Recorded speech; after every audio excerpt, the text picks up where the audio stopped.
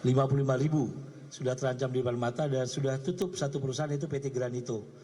3 hari yang lalu perusahaan memanggil dan menyatakan seluruh pekerja di PHK. Karena itu rapat tadi memutuskan dan mungkin dalam waktu 1-2 hari pemerintah akan segera mengumumkan mengenai gas industri. Dan mudah-mudahan dapat menyelamatkan situasi yang sangat kritis. Yang dapat saya katakan sangat kritis. Lalu yang kedua masalah RKAB yang juga menyimpan potensi sangat besar. PHK di 150.000 pekerja.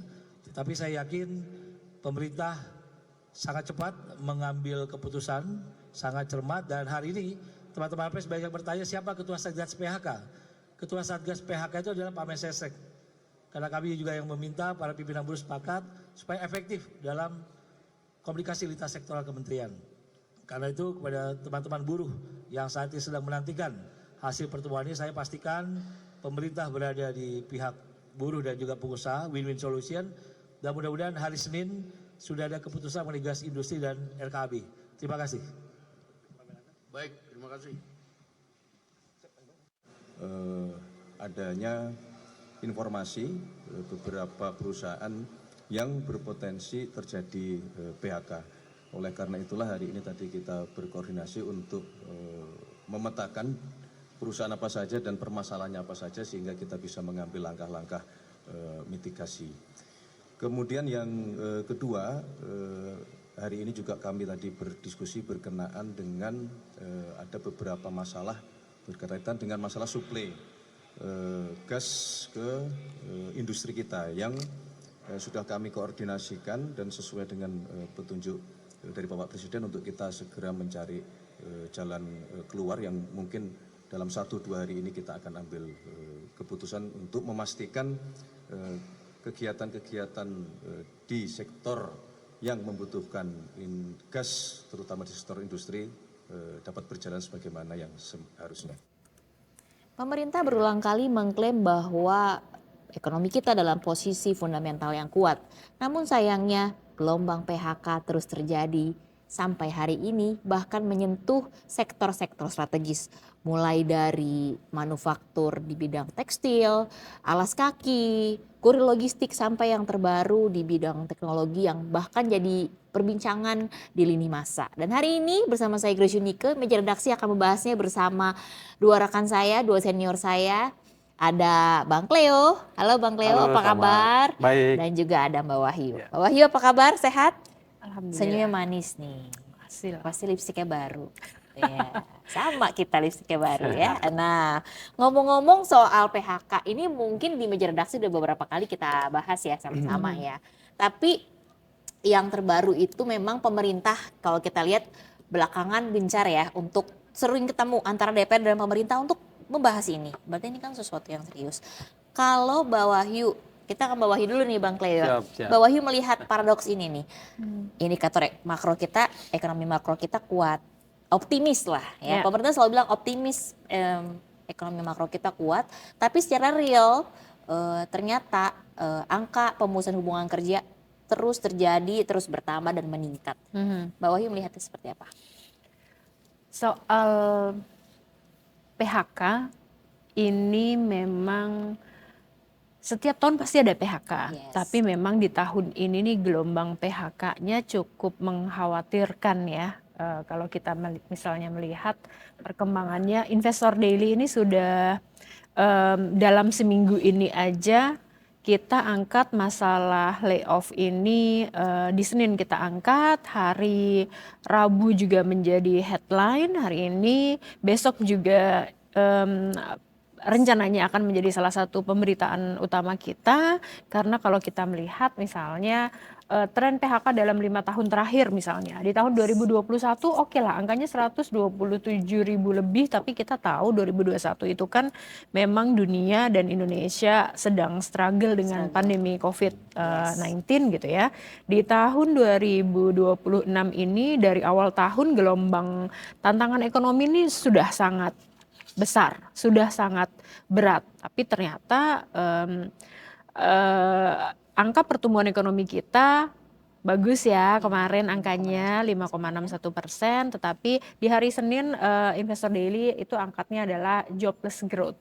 Yes. Kenapa? Karena pertumbuhan ekonomi kita bagus, tetapi ini tidak diiringi dengan serapan tenaga kerja dan kondisi ketenaga kerjaan di Indonesia. Nah, itu Ini naik. yang menjadi salah satu hal yang perlu mendapat perhatian serius. Pekerjaan itu kan salah satu hal yang paling dasar ya, kalau kita bilang oke, kebutuhan primer manusia itu sandang, pangan, papan, tetapi itu juga tidak akan bisa dipenuhi kalau manusianya tidak Tidak punya bekerja. pekerjaan gitu. Jadi yang paling utama sebenarnya itu. Oke, sering kita juga bilang masalah perut itu yang orang harus bisa makan, itu salah satu hal dasar. Bagaimana orang bisa makan? Ya dia harus bisa mengadakan makanan buat dirinya gitu loh. Entah dia masak, entah dia beli, entah dia jajan. Dia dapat dari mana duitnya? Ya hasil dia bekerja. Ketika kemudian masalah pekerjaan ini kita appreciate yang pertama bahwa dibentuk Satgas PHK. Tinggal kemudian nanti kita bareng-bareng Satgas PHK ini kemudian langkah nyatanya kan seperti apa?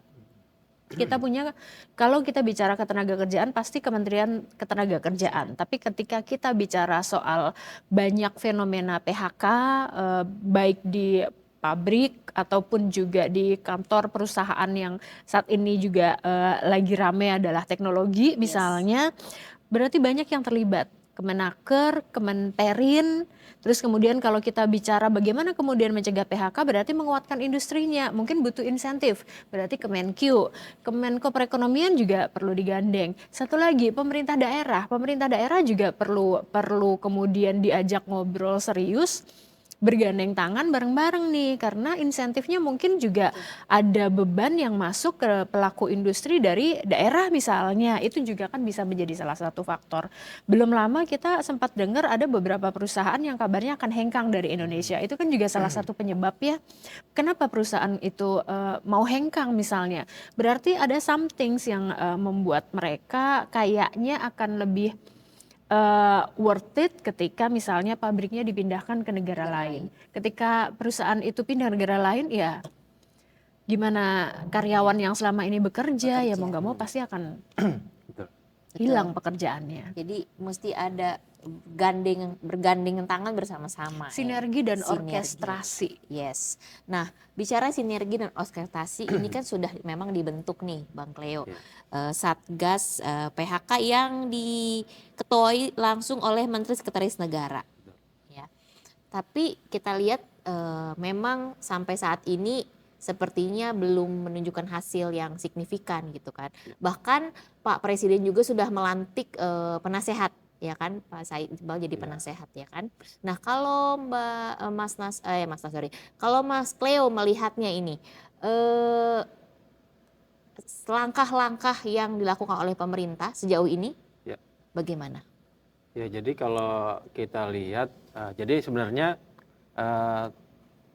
Satgas mitigasi PHK ini kan sebenarnya udah sempat didengung-dengungkan ya sebelumnya ya, tapi baru belakangan ini kan sudah dari 2025 betul. waktu May Day Betul. Pak Prabowo Dijanjikan, janjikan baru realisasi sekarang. Jadi itu pun ya kalau kita memang agak terlambat ya, karena persoalan PHK, pemutusan hubungan kerja ini kan memang trennya kan udah bergulir udah sejak lama gitu kan. Namun kita lihat dari dari institusi dari pemerintah ya, itu sebenarnya belum fokus ke sana gitu. Karena gini juga, kalau kita lihat kayak tadi kan paradok secara ekonominya, kenapa ekonomi tumbuh tapi kenapa PHK tetap menjamur ya. Nah, kita pertanyakan ulang juga, nah kenapa sektor-sektor yang selama ini menjadi padat karya ya, yang banyak menyerap tenaga kerja itu rentan, dan itu aja kan pemerintah juga belum fokus gitu ke situ ya, karena selama ini sektor padat karya lah yang menjadi mesin ya pencetak tenaga kerja ya di Indonesia. Nah, harusnya emang ini harus ada pelindungan, harus ada fokus, harus ada kebijakan yang lebih ya berpihak lah, karena satu-satunya mesin pencetak lapangan pekerjaan itu di sektor, salah satunya ya di sektor padat karya manufaktur itu gitu. Nah, mungkin relevansi di sini kalau kita tarik ke Satgas mitigasi PHK, mungkin bisa bermain di lingkup itu dulu lah, seperti itu ya.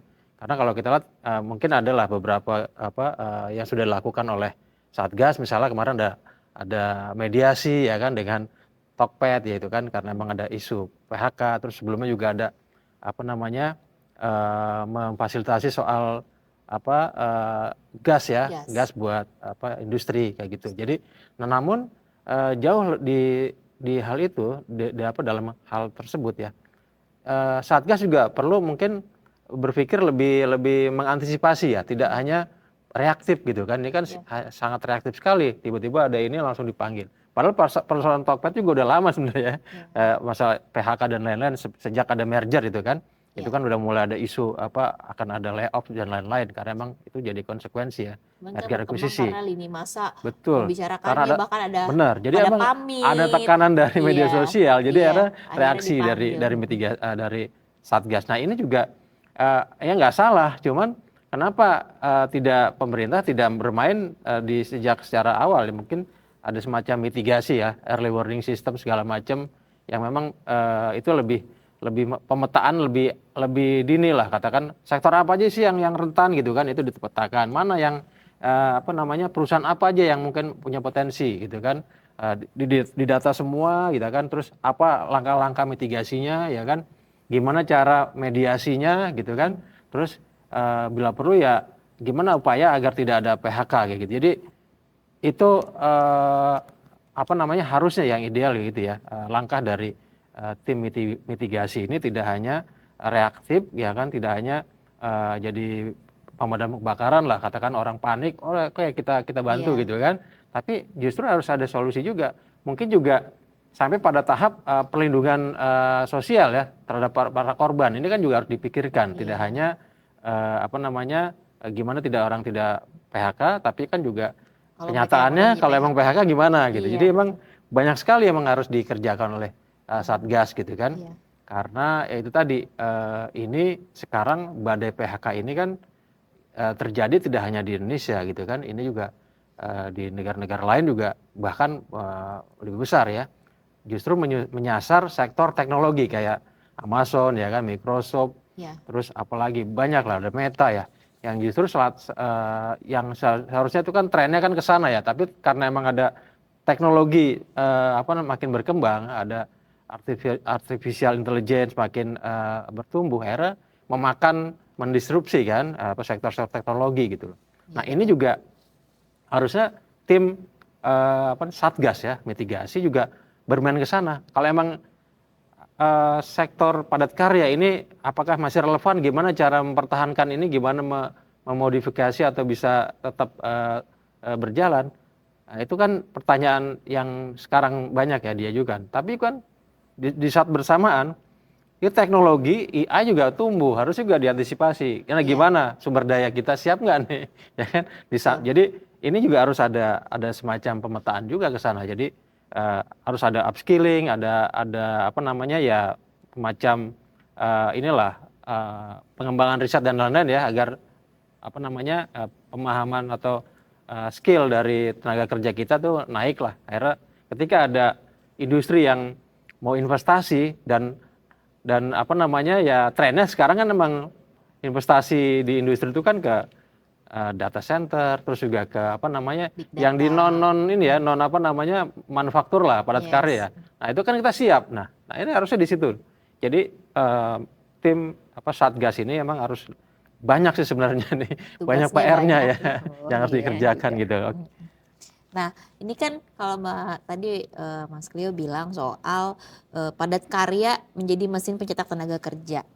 Nah, apakah kalau Mbak Wahyu lihat Indonesia ini dengan pertumbuhan ekonominya sekarang itu didominasi sama sektor padat modal seperti hilirisasi, nikel, makanya dalam tanda kutip miskin penyerapan tenaga kerja, atau seperti apa Mbak Wahyu?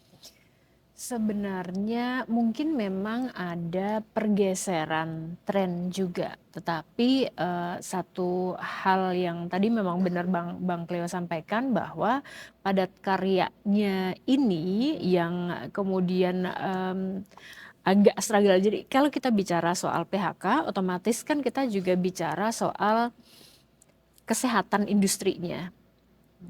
kita salah satunya mungkin yang tercermin. Jadi iklim usaha, iklim investasi ini juga menjadi salah satu kunci. Kalau kita lihat di industri manufaktur saja, indeks PMI manufakturnya aja itu sudah turun lagi di bulan Juni menjadi 46. Kan kita tahu batas angkanya itu ada di angka 50. Kalau di atas 50 berarti ada ekspansi nih. Kalau di atas 50 berarti dia shrinking gitu. Dia nggak berkembang, dia nggak, ya di bawah ekspektasi lah ya, berarti dia nggak ekspansi. Kalau dia nggak ekspansi misalnya satu, ya kita logikanya aja kalau misalnya pabrik produksinya kemudian jualannya dia turun, demand-nya dia turun, otomatis produksinya dia juga akan disesuaikan turun kan, dan ya effortnya berarti akan berkurang, efisiensi akan dilakukan. Bagaimana cara efisiensinya? Salah satunya ya misalnya cut pekerja. Di satu sisi ada otomasi misalnya. Otomasi ini kan memang sangat membantu dalam hal meningkatkan efektivitas kerja. Membuat pekerjaan menjadi lebih mudah. Tetapi ketika tidak diiringi dengan upskill tadi yang sempat dimention juga, ya akhirnya posisi yang dulunya manusia SDM sebagai operator akan hilang. Jadi memang sangat kompleks ya. Ketika misalnya sekarang ada Satgas PHK dan di dalamnya juga ada representatif dari, kita tahu beliau-beliau yang di dalam kan ini kan dulu juga aktivis buruh ya. Betul, selalu sekarang di garda terdepan gitu. Seharusnya ini kemudian bisa menjadi satu poin bahwa mereka paham nih kondisinya di lapangan yang dihadapi oleh buruh, itu yang paling utama apa. Kita berharapnya tetap ada di on track, jadi bisa menjadi perpanjangan aspirasi dari apa yang dibutuhkan oleh, kita nggak cuma bicara buruh lah ya, masyarakat Indonesia secara keseluruhan gitu, karena backbone-nya ya dari mereka ini, ekonomi bergeraknya dari mereka, sambil mereka menggerakkan ekonomi ya mereka mendapatkan upah untuk menghidupi keluarganya. Jadi sebenarnya backbone-nya itu ada di mereka, dan lagi-lagi tolong dilibatkan semuanya, jangan hanya misalnya oke Satgas mitigasi PHK itu berarti mencegah PHK. Yang mencegah PHK-nya apa? Sehatkanlah iklim usaha, sehatkanlah iklim investasi. Investasi sekarang misalnya lebih banyak masuk ke padat modal. Oke, tetapi kemudian bagaimana memaksimalkan sektor-sektor padat modal ini agar juga tetap bisa memberikan atau menciptakan lapangan kerja bagi, sehat ya, Mbak? Betul, bagi masyarakat Indonesia gitu. Salah satu hal juga mungkin yang perlu dikaji ulang adalah yang bisa atau kita mungkin sampaikan bahwa ini ada beberapa hal misalnya dengan aturan impor misalnya. Ketika kita mengimpor katakanlah sekian ratus ribu barang dari luar gitu kan, ya berarti kita secara tidak langsung menciptakan lapangan kerja di negara lain misalnya. Terus kemudian ada kemudahan impor yang di satu sisi kita tahu memang ada tujuan baiknya, tetapi ketika impornya mudah masuk ke Indonesia dan orang-orang kemudian banyak yang pakai barang impor, kemudian yang di lokal berkurang, itu juga menjadi faktor ya. Jadi banyak banget faktornya sebenarnya. Tapi intinya adalah sehatkan iklim usaha dan iklim investasi. Itu yang paling utama. Oke, sehatkan iklim usahanya dulu, karena mau di sektor padat modal ataupun berkarya yang penting harus sehat dulu gitu kan ya. Sehat tuh biasanya karena apa? Salah satunya kepastian hukum, kepastian kebijakan, kemudian juga insentif yang diberikan. Jadi harus ada insentif yang tidak hanya fokus oke bansos untuk dikasihkan kepada mereka yang kena PHK, ya itu cuman akan menjadi bantalan sementara, itu tidak akan sustain. Tapi ketika kemudian ada insentif untuk usahanya, untuk industrinya, ya industri itu yang akan akan terus berkembang gitu ya. Jadi itu yang akan menentukan ke depannya akan seperti apa. Oke. Nah, ini nih ada satu yang mungkin seru juga nih kan, Bang Cleo, pasca mergernya e-commerce hijau dan aplikasi hitam, kan sebenarnya pasar sempat merespon positif, wah bagus nih gitu kan, langkah konsolidasi yang bagus, tapi ternyata hal tersebut justru diikuti sama gelombang PHK. Tadi kan kita banyak bicara soal AI, otomasi dan sebagainya. Iya. Nah, ini industri teknologi. Ini kan sebenarnya kalau menurut saya ironi ya. Iya. Karena dulu mungkin kita yang pekerja-pekerja yang white collar melihat buruh yang demo di luar sana, kasih cuman bisa lihat dari gedung tinggi, kasihan ya mereka lagi demo nih gitu kan. Nah, sekarang Ternyata justru yang white nasibnya collar, sama ya kan, sama-sama rentan juga nih Mbak Wahyu ya. Ternyata di sektor teknologi ini juga rentan. Kalau Bang ya. Cleo melihatnya seperti apa? Iya, jadi kalau kita lihat ya, kalau sektor teknologi juga saat ini ancamannya juga sama ya, rawan juga ya, rawan Iya. terhadap PHK ya. Eh, karena gini apa namanya kayak untuk kayak Tokped ya, itu kan kalau kalau kita lihat sih, memang ini konsekuensi dari merger ya, akuisisi kan memang pasti akan ada perampingan dan lain-lain. Perusahaan juga butuh penyesuaian, butuh ya strategi bisnis yang baru gitu kan, itu pasti akan memangkas inilah efisiensi dan lain-lain. Nah itu kita bicara dari satu sisi, itu kan dari sisi strategi perusahaan ya. Tapi kalau dari sisi teknologi, teknologi juga kan berkembang sekarang. Nah kita contohkan aja lah kayak di sana ya, ada di Amazon, di Oracle, terus juga ada Microsoft, itu kan udah hampir ratusan ribu ya sudah di pertengahan tahun ini ya yang di PHK, di layoff. Itu kenapa? Itu harusnya kan mereka yang kita anggap wah ini aman nih, pekerjaan yang paling aman teknologi kan, karena Iya. sekarang orang memang kebutuhan di sana kan, Betul. digitalisasi ekonomi dan lain-lain, apa yang tidak butuh teknologi kan, digitalisasi sistem otomasi segala macam.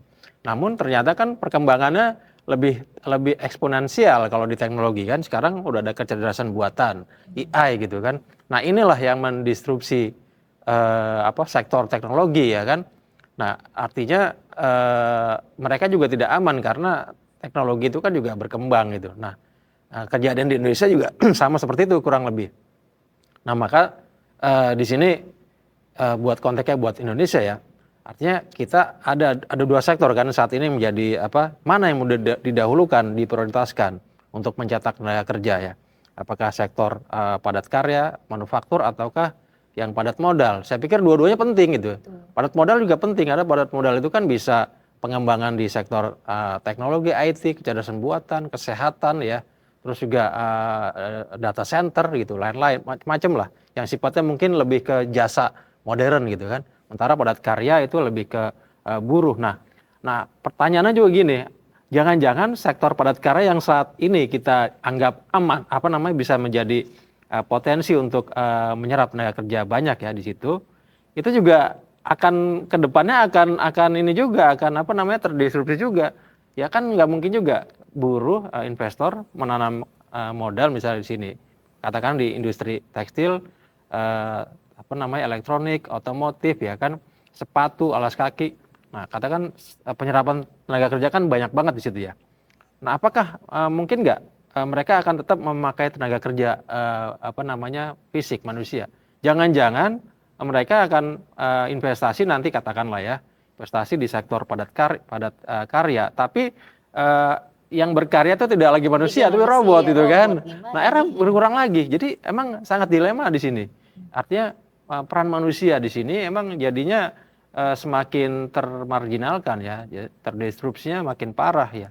Karena kalau kita lihat sektor-sektor sektor pekerjaan atau bidang-bidang pekerjaan kan banyak yang sudah habis sekarang ya. Yes. Ya gitu kan, misalnya ya di perbankan kita lihat kan, sektor perbankan juga sangat banyak kan terjadi PHK ya hari-hari ini gitu kan, karena emang fungsi-fungsi yang administrasi, yang fungsi office segala macam itu digantikan gitu kan.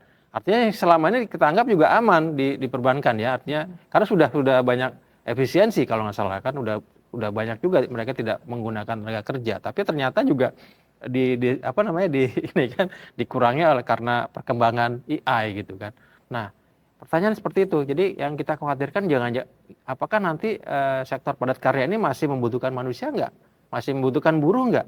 Nah kalau seandainya itu tidak, yang terjadi malah karena efisiensi produksi ya kan, lebih ke mengejar profit dan lain-lain, yang dianggap mesin atau otomatisasi tadi yang dibilang Mbak Wahyu lebih relevan, akhirnya ujung-ujungnya ya nggak juga banyak yang diserap di sini.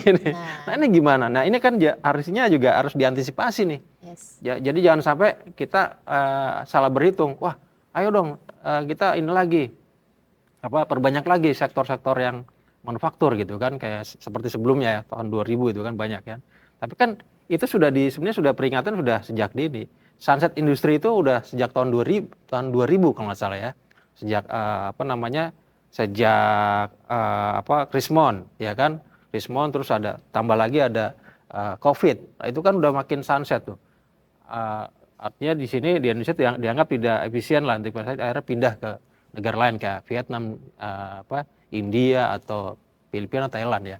Artinya kita apa yang bisa kita jual kondisi seperti ini ya kan?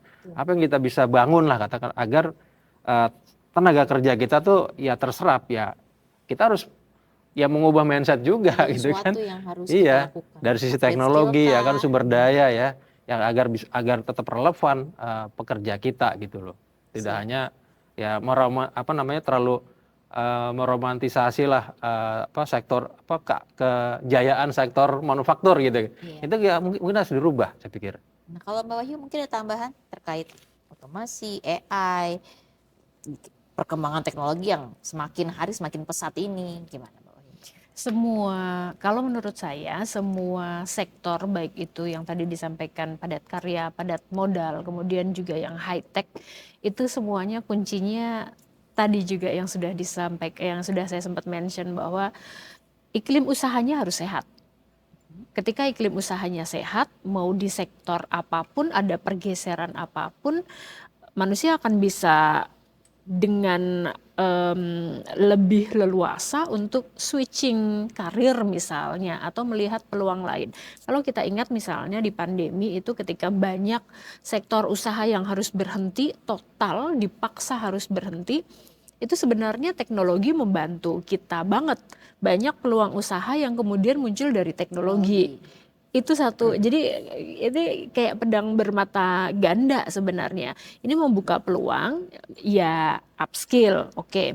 Tapi ketika kita bicara lagi balik kepada badai PHK yang saat ini ada di Indonesia, mungkin yang pertama, fundamental ekonomi Indonesia yang selalu disampaikan, kita masih kuat, diperkuat lagi.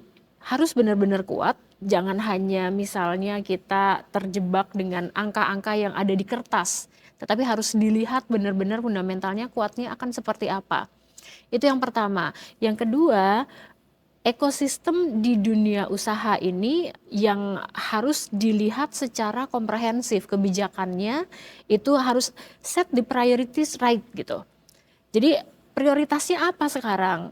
Ya disehatkan kembali melalui kebijakannya. Harus memang kebijakannya mendukung gitu.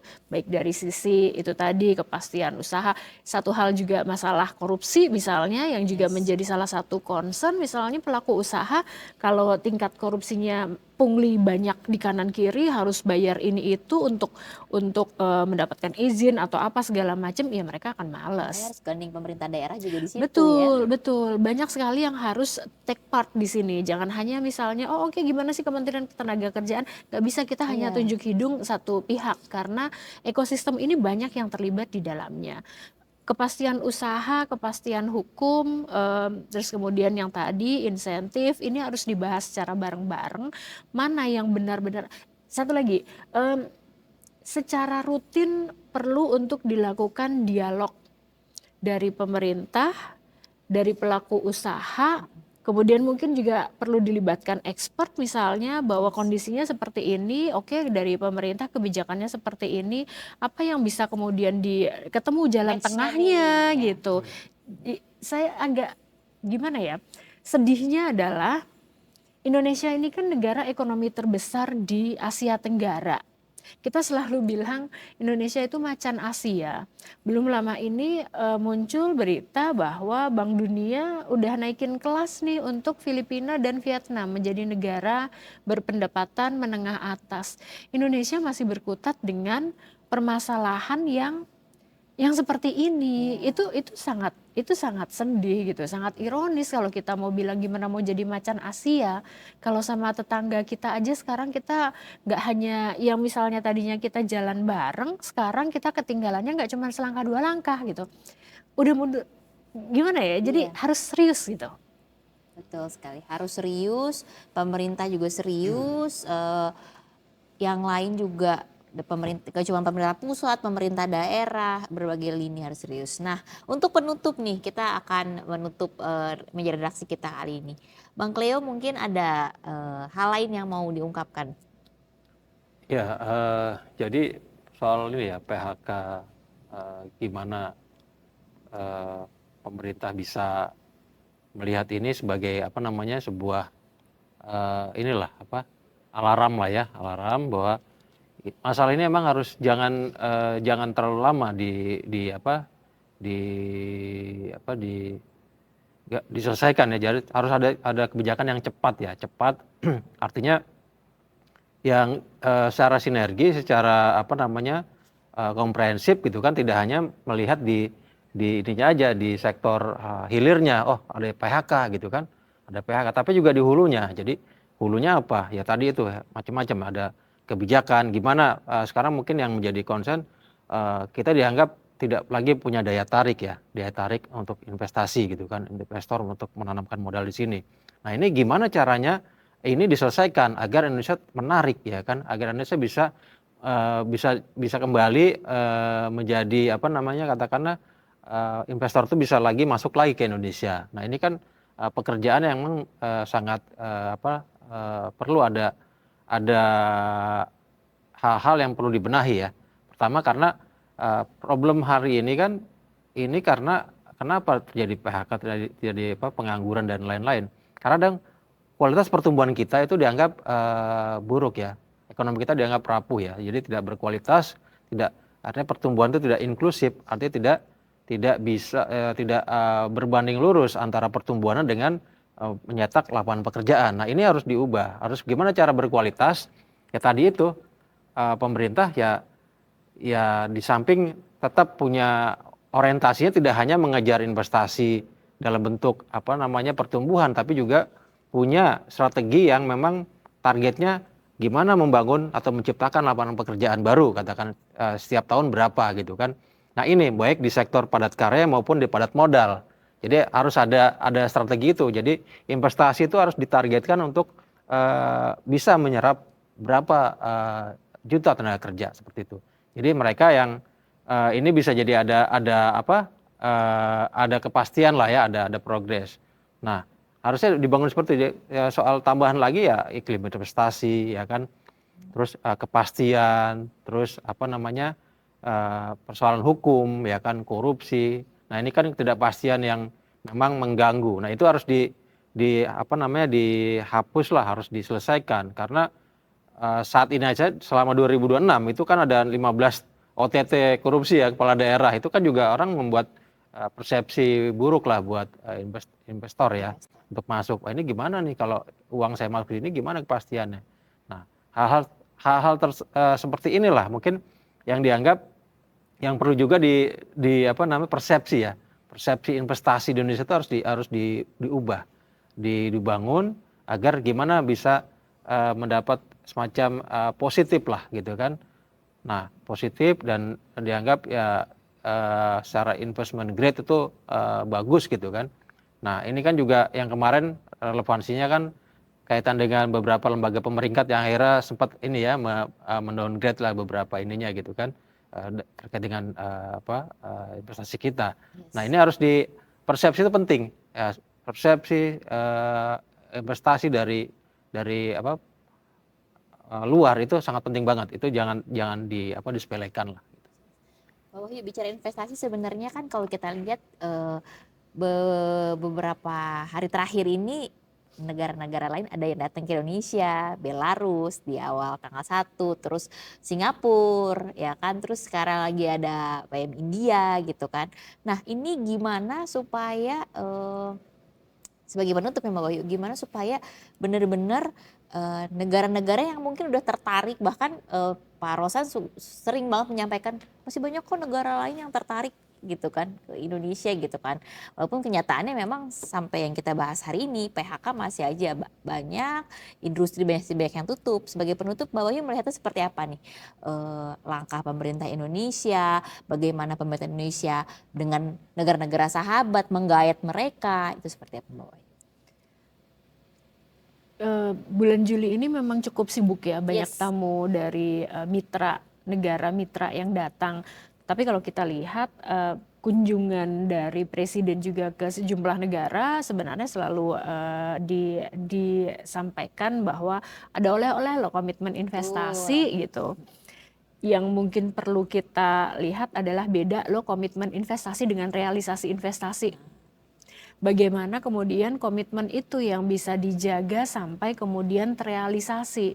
Kalau hanya komitmen tetapi masih mandek gitu, belum terrealisasi, ya itu belum akan memberikan dampak yang nyata kepada masyarakat. Selalu melihat misalnya realisasi investasinya sekian ratus triliun di kuartal pertama. Coba kita lihat dulu angkanya di kuartal pertama itu realisasi investasi kita totalnya ada 498,8 triliun. Itu naiknya 7,2% year on year. PMA-nya itu naiknya 8,5% year on year. PMDN-nya itu naiknya 6%. Jadi sebenarnya tren investasinya naik, realisasi investasinya naik, tinggal kemudian memang dijaga agar yang tadi disampaikan Bang Kle ini memang bisa menciptakan lapangan kerja. Yes. Nggak cuman uangnya mandek atau misalnya udah ada komitmen investasi tapi proses perizinannya lama. Terus akhirnya baru kemudian pabriknya ada entah berapa tahun kemudian gitu. Sementara orang-orang butuh pekerjaan. Orang yang kena PHK saat ini, kita tahu di BPJS Ketenagakerjaan kan ada jaminan kehilangan pekerjaan ya. Itu bisa menjadi salah satu bantalan saat ini. Tapi kan itu nggak akan bisa. Kita bukan negara-negara Eropa misalnya yang punya budget untuk memberikan tunjangan kepada pengangguran dengan jumlah yang lumayan gitu. Ya memang. Karena sekarang UMKM jadi menjamur ya. Betul. Karena semuanya dari uang itu dipakai Nah, buat usaha kecil-kecilan. betul. Tapi Nah, kan nggak semua orang, masa semua orang dagang gitu kan. Yang beli usaha. sopo. Nah, UMKM ini yang kemudian menjamur atau kemudian jadi tukang ojek misalnya. Iya, betul. Sektor informal, sementara kita tahu sektor informal itu Rentannya. protectionnya juga tidak sekuat sektor-sektor yang formal. Ini yang juga harus menjadi satu. Kita mendukung orang untuk menjadi entrepreneur gitu. Tetapi Yes. kemudian entrepreneur ini juga harus dipupuk ibaratnya karena biar ini juga sustain, jangan sampai Betul. itu hanya Karena kan semua juga tergantung pada daya beli kembali ya. Ya. Sektor informal itu juga nggak mungkin berkembang, UMKM kita nggak mungkin tumbuh kalau daya beli masyarakat ya kan juga rendah ya. Sementara daya beli kan dari orang punya pekerjaan, Betul, punya nah gaji, maka itu siapa yang itu kan dari situ. lingkaran ini Betul. yang Sirkulasinya kan dari pekerja, sektor tetap lagi-lagi sektor formal itu jadi penopang lah ya, penopang pertumbuhan gitu, samping informal. Satu hal mungkin kalau mau diminta penutup dari diskusi kita hari ini itu tadi, harus ada keseriusan dalam menyehatkan kembali iklim usaha dan iklim investasi, karena itulah yang kemudian menentukan nasib masyarakat yang bekerja di dunia industri dan sektor-sektor pekerjaan saat ini. Petani juga ngaruhnya juga lumayan gitu. Maksudnya semua sektor itu kena pengaruh, walaupun memang manufaktur dan teknologi ya yang saat ini paling menjadi sorotan ya, tetapi ayo disehatkan kembali melalui itu tadi harmonisasi, orkestrasi kebijakan, harmonisasi kebijakan, sinergi kebijakan yang memang bisa menyelesaikan masalah ini secara keseluruhan, nggak hanya sepihak-sepihak. Bergandeng tangan ya kan. Betul. Percuma angka pertumbuhan tinggi misalnya tapi masyarakatnya banyak yang nganggur kan. Iya, betul. Nah, kita tadi udah bahas banyak hal, sayangnya waktunya nggak cukup nih, ya kan? Tadi kita udah bahas soal bagaimana menyehatkan industri kita, terus bagaimana agar ada upgrade skill dari pekerja kita itu bagaimana, dan juga bagaimana pemerintah ini nggak cuman kaget-kagetan, artinya Reaktif ya. oh ada sesuatu Iya, reaktif gitu, iya. tapi ada sesuatu yang harus benar-benar terukur, ya kan? Terima kasih banyak Mbak Wahyu, terima Thank kasih you. banyak Terima kasih. Bang Leo Oke. untuk pembicaraan kita di meja redaksi kali ini. Sampai ketemu di meja redaksi episode selanjutnya. Thank you. Terima kasih. Thank you.